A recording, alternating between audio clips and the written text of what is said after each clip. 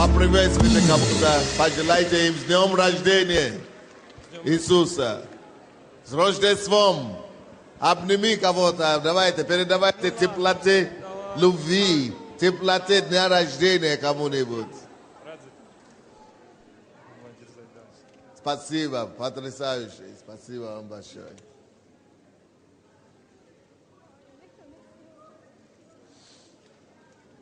Аллилуйя!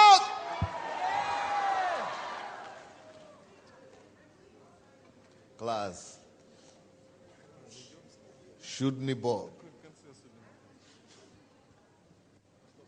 Может быть, у кого-то уже есть свидетельство в новом году о Божьей милости и о Божьей чудо в его жизни. Я знаю, что уже было свидетельство, но вдруг кого-то пропустили. Если вы бы хотели что-то сказать, тогда подойдите. Если нет, тогда мы откроем Слово Божие. Матфея 6 глава. Матфея 6 глава. 8 и 10 стихи. Матфея 6, 8, 10.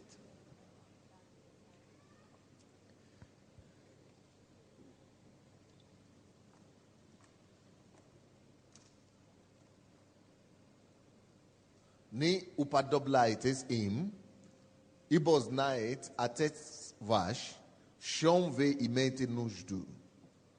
Прежде вашего прощения у него. 9 стих. Молитесь же так. Отче наш, сущий на небесах, да святится имя Твое, да придет царство Твое, да будет воля Твоя и на земле, как на небе. 10 стих еще раз. 10. Да придет царствие Твое, да будет воля Твоя и на земле, как на небе. Я хочу проповедовать сегодня на тему да будет воля Твоя на земле, как на небе. Сегодня день рождения Иисуса. Так что с Рождеством всем.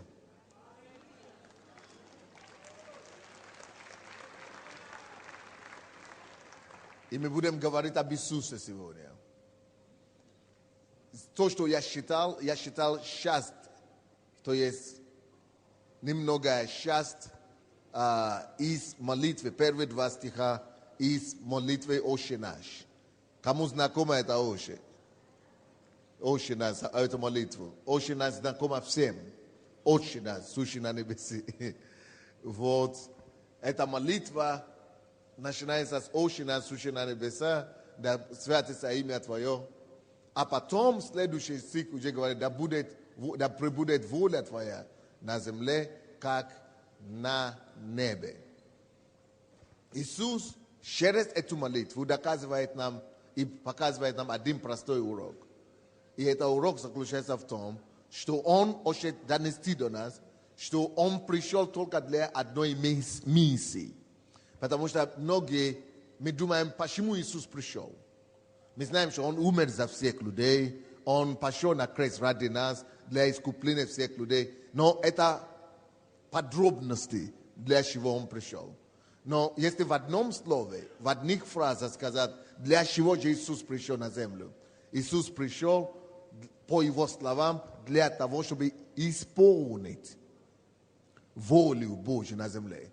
Да, в чем же это заключается воля? В том, чтобы искупить людей от своих грехов, в том, чтобы пойти на крест, в том, чтобы взять проклятие наши, в том, чтобы не разрушить дела дьявола и так далее. Это подробности уже. Но вот в общем, суть, почему Иисус пришел на землю, Он пришел однозначно, бесспорно, безоговорочно для того, чтобы угодить Отцу.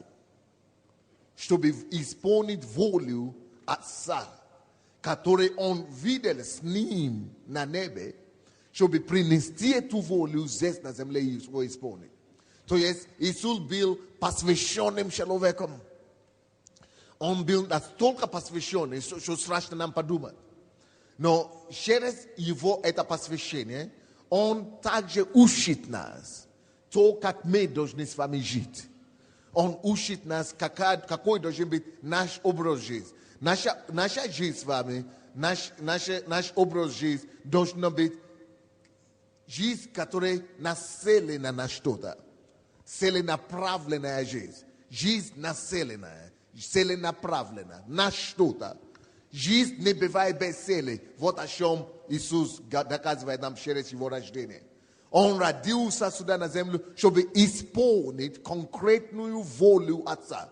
Он родился задачей. Он был послан в этот мир заданием. Так и с каждым из нас, друзья. Никто просто так не оказался и не пришел на эту землю просто так случайно. Не бывает туристов на земле. Из людей нет туристов. Не бывает туристов. Мы были посланы. Даже если нам с вами неизвестно, почему мы были посланы сюда, но это однозначно, что Он послал нас сюда, как и Христа, на миссию. Христос пришел, родился, чтобы выполнить задачу. Выполнить определенную миссию. И когда я рос в Африке, я всегда думал, да, Иисус пришел, чтобы выполнить миссию. Но это же Иисус. А я-то никто. Ну, я просто родился случайно. Кто-то переспал с кем-то и, короче, ребенок вышел. Ну, просто я случайный, просто какой-то. Просто так получилось. Ну, кто его знает. Оказывается, так не бывает. Много людей спят друг с другом с утра до вечера. Ну, каждый день после земли. Но не каждую минуту они все рождают. Потому что нет. Это рождают только когда на это есть воля Божья. Бог дает человеку родить или рожать только тогда, когда он имеет какую-то программу, миссию, которую он задумал выполнить на земле, и он создает и рожает конкретного человека для этой миссии. Это совсем другое дело, что оказавшись на земле, мы можем засуетиться настолько, что мы даже и не вспоминаем, что мы ради чего-то родились. Или что мы родились, чтобы выполнить какую-то миссию. Вот это уже наша проблема. И за это будем отвечать перед Отцом, перед Творцом. Но то, что никто здесь не оказался просто так, случайно, без цели, это 100%. Никто не оказывается здесь на земле бесцельно или без цели. Никто просто здесь не оказывается. Если вы оказались здесь, вы должны четко для себя понять, как Иисус, что вы родились, чтобы выполнить какую-то Божью, не свою программу, а Божью программу. И вы должны знать, в чем эта программа состоится. Как Иисус, Он однозначно определил для себя, почему Он вообще сюда пришел на землю. Чтобы воля твоя была исполнена, воля Бога Отца была исполнена здесь на земле, как на небе. Вот его задача. Чтобы исполнилась воля Божья здесь на земле, как на небе. Чтобы пришло царствие Его, которое Он там увидел, чтобы его не свести сюда на землю. Вот его была задача. Но, как и с Иисусом, так и с нами. Мы все имеем что-то общее с Иисусом. Так. Ребята, подойдите сюда, я вас буду использовать как иллюстрацию. Это у тебя галстук, да?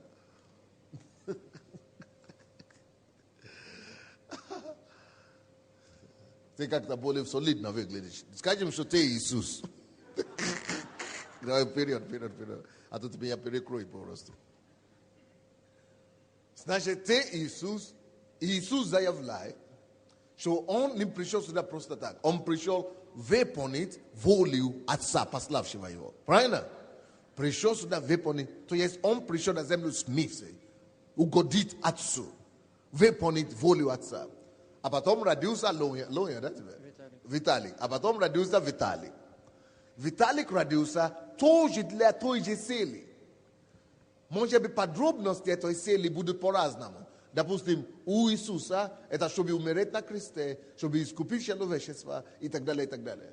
Но, может быть, у Виталика эта цель будет заключаться в том, чтобы прославлять Бога на земле, чтобы выполнить миссию поклонника. Может быть, только в этом будет заключаться эта миссия. Но как и у него, у Иисуса, так у простого Виталика из какого-то села украинского, так и он, у нас и у меня, у нас все общая задача. И эта задача общая, что нас объединяет с Иисусом, это и у него, и у меня, и у него одна задача. Эта задача называется выполнить волю пославшего нас. Потому что и его, и меня послал он на миссию, на то, чтобы выполнить волю его на земле. Мы все сидящие в этом зале, какие бы кто-то говорит, а я не знал свое призвание. Не надо знать пока. Надо знать главное призвание. И это главное призвание заключается в том, что я здесь, чтобы угодить Богу в своей жизни. Не важно, чем я буду заниматься, чем бы я не занимался, у меня одна миссия. У всех нас одно призвание.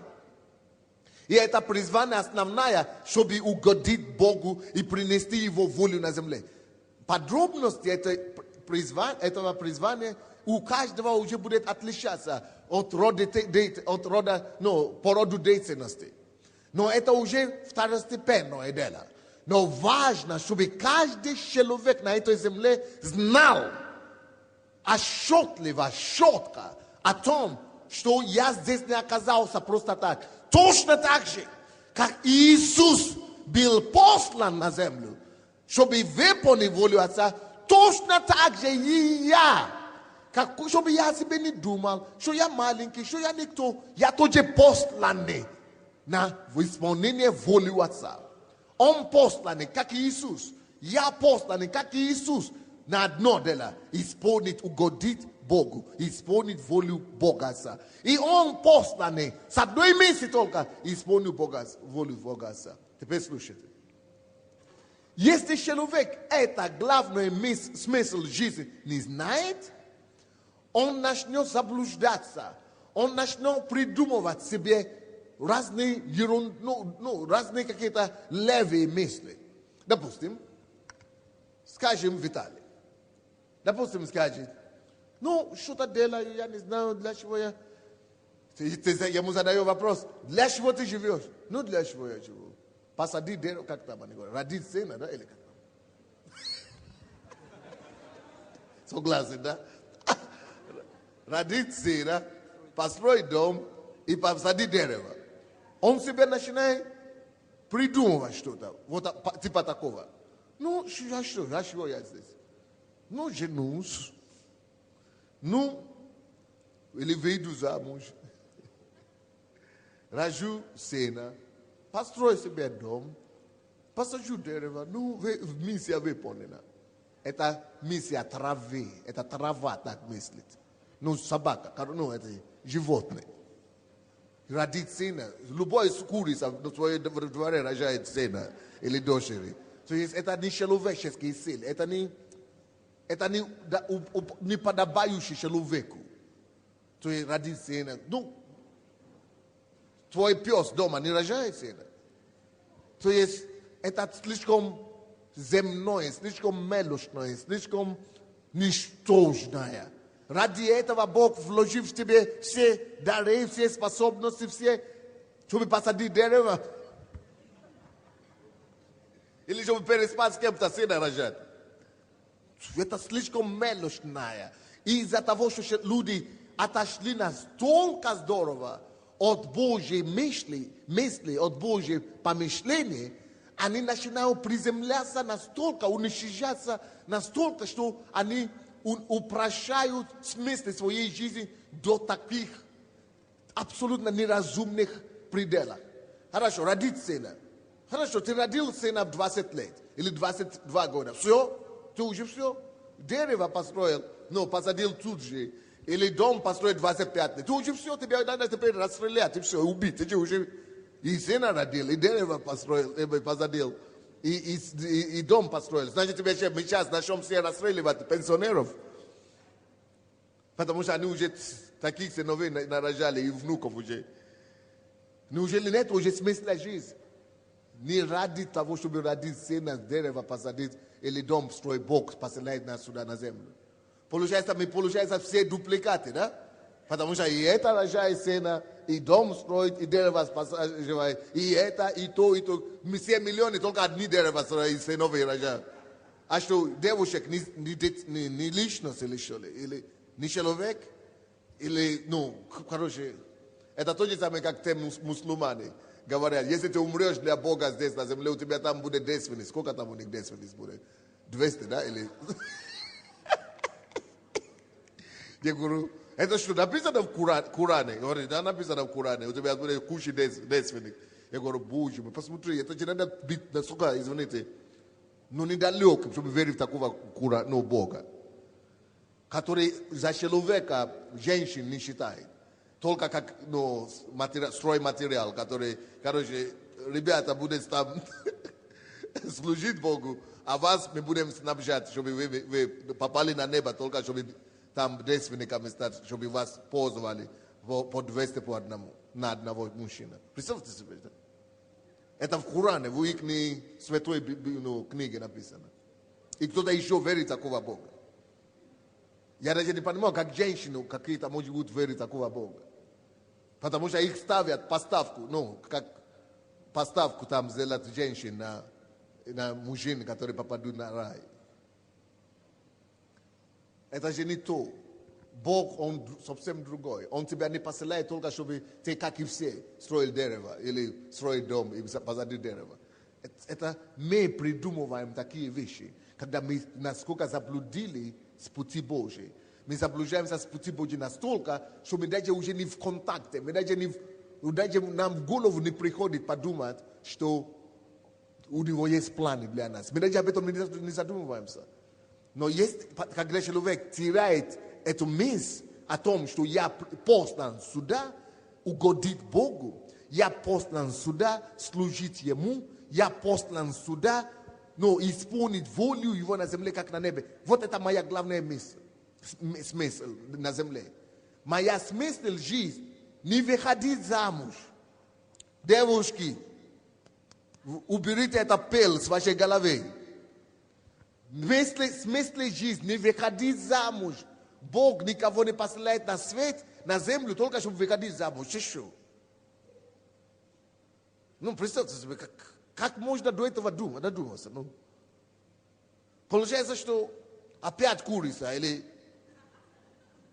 опять животное мышление. Ой, надо выходить замуж. Это из-за эгоизма мы вот так думаем. Ой, надо жениться. Ой, надо семью завести. Это... Неужели, представьте себе, человек был создан, собран, сборка такая, красивая такая сборка, хорошая, такой симпатичный. Бог поставил в нем столько всего, только чтобы сюда выйти, только чтобы сюда попасть и себя искать, охотиться за какую-то девку. Конечно, Бог не может быть такой мелочностный. И Бог тебя не может над тобой так издеваться. И, тебя приземлить настолько. Или чтобы завести семью. И а для чего вы живете? Ой, я живу ради детей. Ой, я живу ради мужа. Ой, я живу ради семьи. Ой, я живу... Потому что это уже знак, что человек потерял контакт с Творцом. Когда человек живет для земных вещей, он видно, что он уже потерял ценность вечности. Он уже потерял взгляд вечности, на вечность.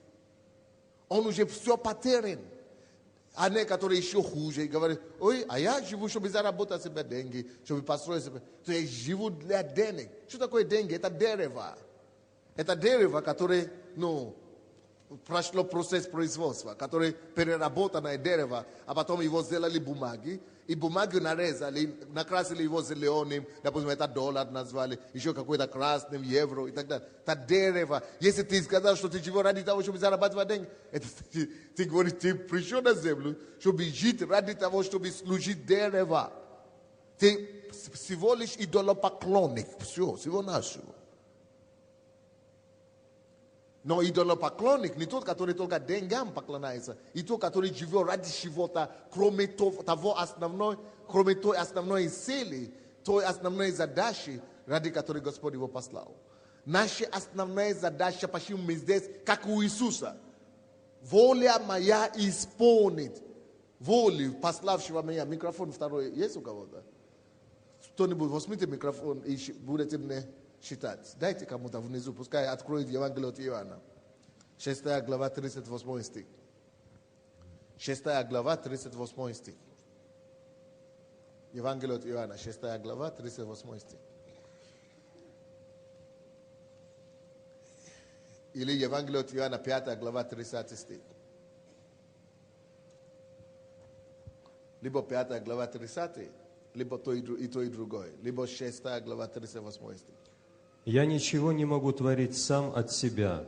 Как слышу, так и сужу. И суд мой праведен, ибо не ищу моей воли, но волей пославшего меня Отца». Видите, он ищет только одно на земле. Он понимает, у него это четко выражено. Оно четко поставлено. Я буду искать, пока я здесь на земле, только одно, чтобы угодить и исполнить волю пославшего меня Отца. Ответственность перед Отцом. Чувствуете ли вы вот эту ответственность каждый день? Что мы ответственность перед Богом. Это самое главное, что мы должны чувствовать над собой каждый раз. У меня ответственность перед Богом, ответственность перед Богом, ответственность перед Богом. У меня ответственность перед Богом. Я должен выполнить его миссию. Я должен угодить ему. Я должен исполнить его миссию на земле. Я должен выполнить волю пославшего меня. От него я завишу. Он меня послал. Он меня может собрать отсюда в любой момент. Он меня может убить в любой момент. Он меня может парализовать в любой момент. Я имею перед ним ответственность. Я должен выполнить его поручение. Он говорит, одно только ищу. Только об одном я думаю. Только одно меня волнует. Вы можете ли мы с вами так говорить сегодня, что только один вопрос нас волнует? В том, чтобы просто искать, вы знаете, чего мы ищем? Он говорит, я только ищу одно. Исполнить волю Отца. Что вы ищете? Вы знаете, что вы ищете? Мы ищем, как понравится другим людям. Чтобы понравилось. Ой, мы ищем, какую прическу сделать, какую косметику купить. Вот что мы ищем. Да, это все нужно делать. Но на это все должно идти не больше, чем 2% нашего жизненного времени на земле. 2%. Но все остальное, все время мы должны только и думать о том, как мне не подвести того, кто меня создал. Как мне жил ради него и для него. Как мне его не подвести. Как мне его не разочаровать. Как мне жить так, чтобы он радовался мною. Как мне так жить, чтобы он гордился мной. Как мне искать более эффективные способы, пути, как его прославлять. Как мне его прославить и там, и там, и так. Как мне являть его милость, его славу, его красоту на земле. Как мне доказать ему, что я целостно принадлежу ему.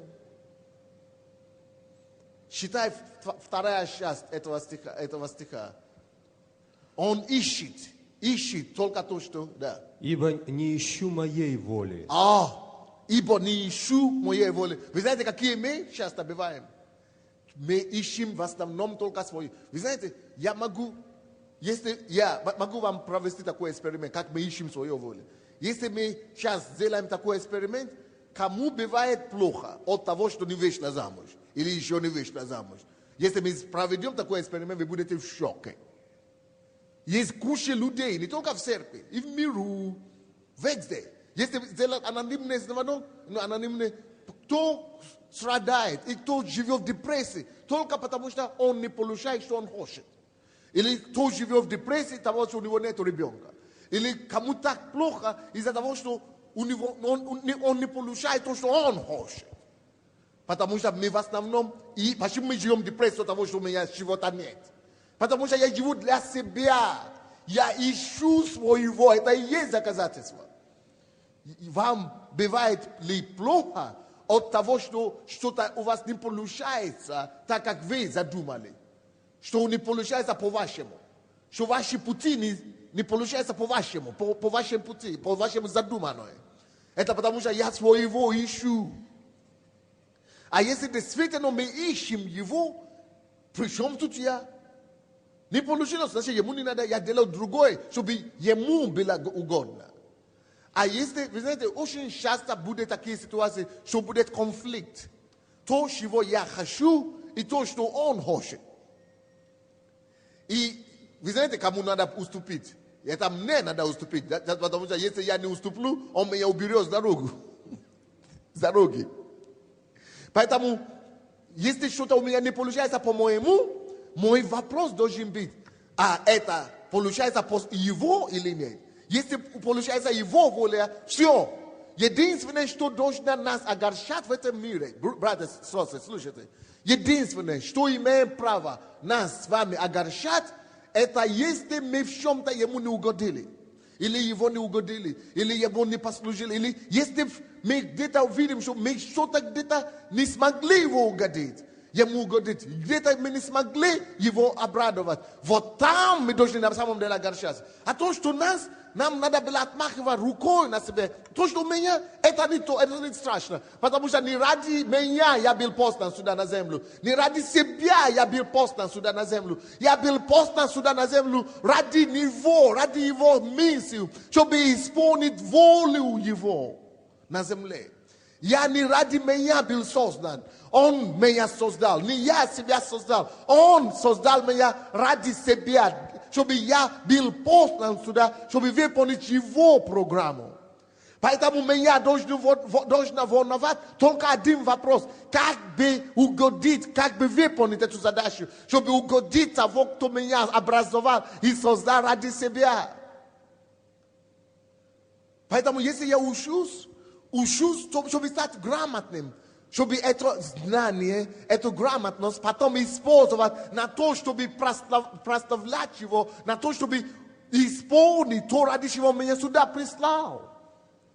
Если я зарабатываю деньги, я ищу побольше зарабатывать деньги, чтобы этими деньгами я мог ему служить и ему доказать, что слушай, ты мне дал талант, ты мне дал способность зарабатывать, я сделал все максимум, что я смог. И теперь на тебе твоя слава будет накрыть эту землю. Твоя слава проявится. Я это прославлю тебя. Но когда эта изначальная задача, изначальная цель не поставлена перед нами, что я послан на землю. Я послан сюда только для одной цели. Угодить ему.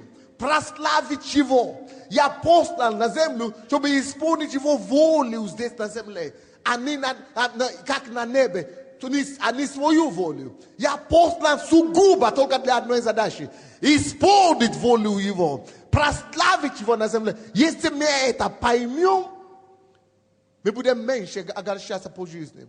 Мы будем меньше попадать в депрессию. Мы будем меньше суетиться. Мы будем только в основном думать этими мыслями, как же мне побыстрее, как же мне больше являть славу его, как бы мне его прославить, какими еще путями искать. Я ищу пути, я ищу возможности, я учусь, занимаюсь, работаю, чтобы искать целью и прославление его.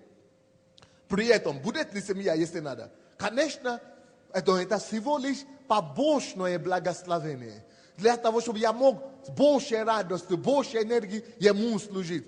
Будет ли при этом машина или дом и так далее? Но это побочные благословения, на которые я не должен отвлекаться, на которые я не должен смотреть или обращать внимание, которые я не должен назвать свое. Я не должен позволить, чтобы они прицепились ко мне вообще.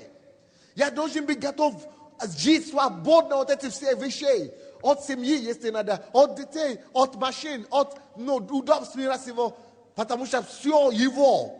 если бы он мне их не дал, я бы не имел ничего. И этими всеми благословениями они должны быть использованы, чтобы еще более эффективно его прославить, эффективнее еще его прославлять. Бог мне дает семью, чтобы благодаря семье я еще лучше ему служил. Бог мне дает детей, чтобы благодаря радости, которую эти дети дают мне, чтобы я мог еще больше прославить. И этими детьми больше его являть его. Бог мне дает удобства, бизнес и так далее, чтобы я мог иметь средства, возможности еще больше и сильнее его прославить. Понятно это или нет? Иисус был рожден для цели. И эта цель, можно сказать в одной фразе, чтобы явить волю его на земле, исполнить волю его на земле, как на небе. Я тоже был рожден для цели. И в чем эта цель заключается? То же самое, как у Иисуса. Для того, чтобы я исполнил волю его на земле, как на небе. Я последователь Иисуса. Я его ученик. Он мой учитель. Он мой мастер. Он мой старший брат. Он показывает мне пример, как мне жить так, чтобы целостно явить его волю и служить Богу, прославлять Бога здесь на земле. Евангелие от Иоанна 5, 30 стих. «Я ничего не могу творить сам от себя. Как слышу, так и сужу, и суд мой праведен. Ибо не ищу моей воли, но воли пославшего меня Отца». Ищу. Подчеркните слово «ищу». Мы все чего-то ищем по жизни. То, чего вы ищете на сегодняшний день, это вещь. Прославляет ли Бога Отца, пославшего вас или нет? Давайте мы возьмем с вами минуту. Будем думать над тем, что, и запишите это себе, что я ищу в жизни. Сделайте список 10 вещей. Что, чего я желаю и ищу по жизни. А потом напротив, насколько эти вещи, чего я ищу, соответствуют того, что ищет Бог. А потом еще одна строчка. Прославляет ли Бога вот эту вещь, которую я ищу? 3 момента. Что я ищу? Список, 10 список.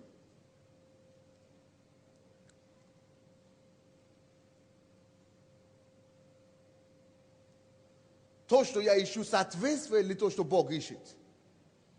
Соответствует ли? Или наоборот, конфликт?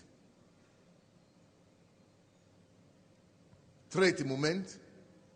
То, что я ищу, прославляет ли это Бога? И каким образом прославляет? Это домашнее задание для всех в новом году.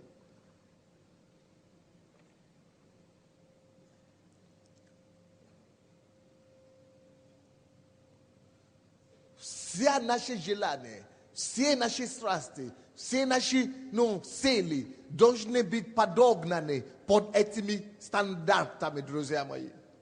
Мы должны под эти стандарты подогнать все, чего мы хотим в жизни. Чтобы это соответствовало тому, чего Он хочет. И чтобы это соответствовало тому, Его воле, которая на небе. Чтобы это соответствовало тому, что мы хотим исполнить и принести Его волю, которая на небе, сюда на землю. И чтобы она соответствовала тем, что вот это обязательно прославляет Его, что мы не ищем своего. Кто из присутствующих скажет, не надо поднимать руку, вы для себя. Кто из присутствующих скажет, что он своего не ищет. Мы все любим сказать, не, я своего не ищу. Я своего не ищу. Если это 2 варианта есть. Либо мы ищем своего. Если мы не ищем своего, Ина или Нина, как ты говоришь. Либо мы ищем своего, либо если мы не ищем своего, значит мы ищем что-то. А что тогда мы ищем? Божие. Теперь вопрос к вам. Точно ли мы не ищем своего? Доказательства. Еще это следующий вопрос. Если я не ищу своего, значит, что я ищу? Божие. Если я ищу Божью волю, Тогда докажите 5 пунктов доказать, как я ищу Божьих пунктов. Кто-нибудь с офиса есть, кто пишет эти все вопросы? Надо будет мне их дать.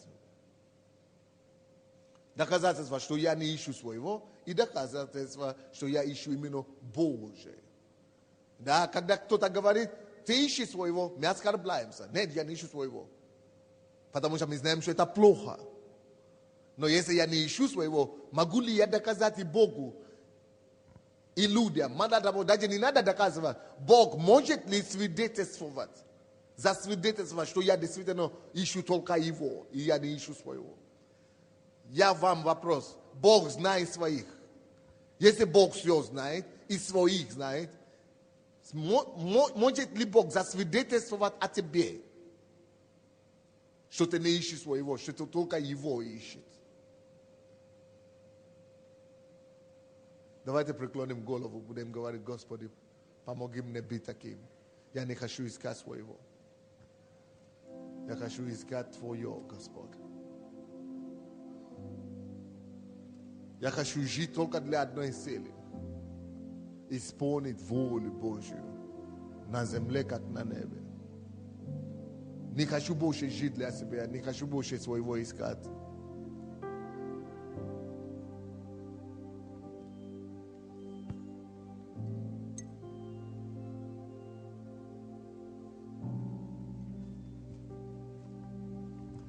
Давайте поговорим с Богом и посвятим себе тому, чтобы не искать своего больше. Чтобы начинать жить для цели. А цель может быть только одна. Исполнить волю Божью на земле, как Иисус. Давайте поговорим с Богом, что, Господи, я хочу исполнить Твою волю на земле, как на небе, Господь. Я хочу стать оружием исполнения Твоей цели, инструментом в Твоих руках. Исполни, Боже, целью Твоей через меня на земле.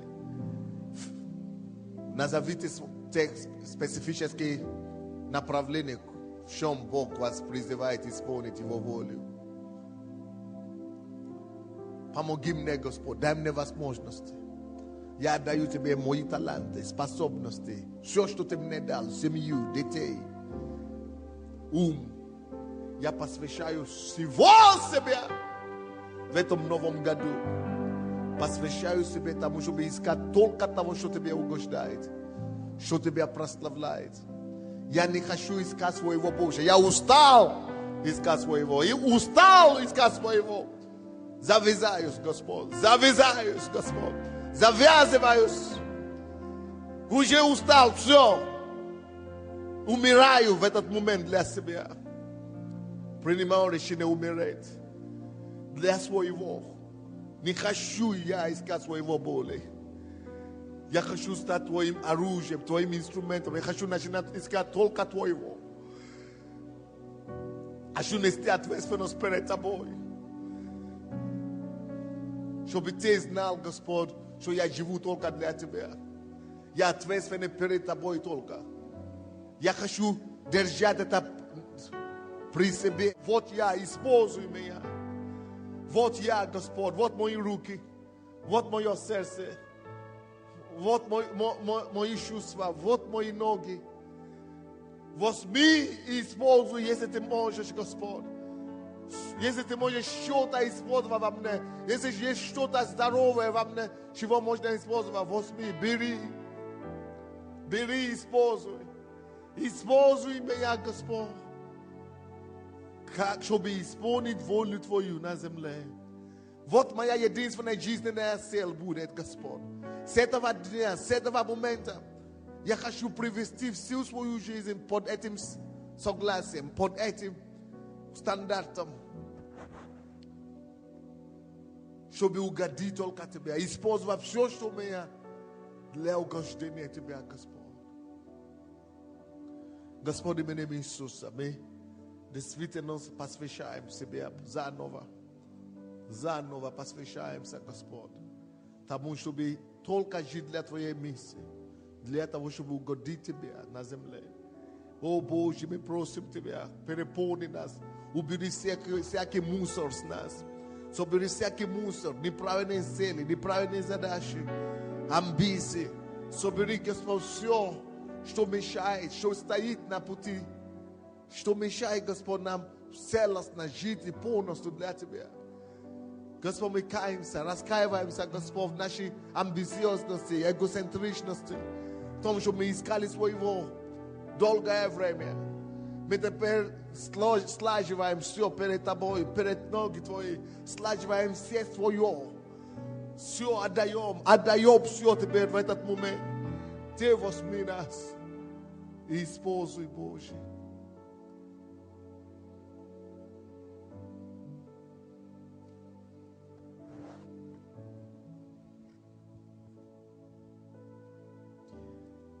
Весь мир так ждал Христа рождения, того, кто послан был с небес,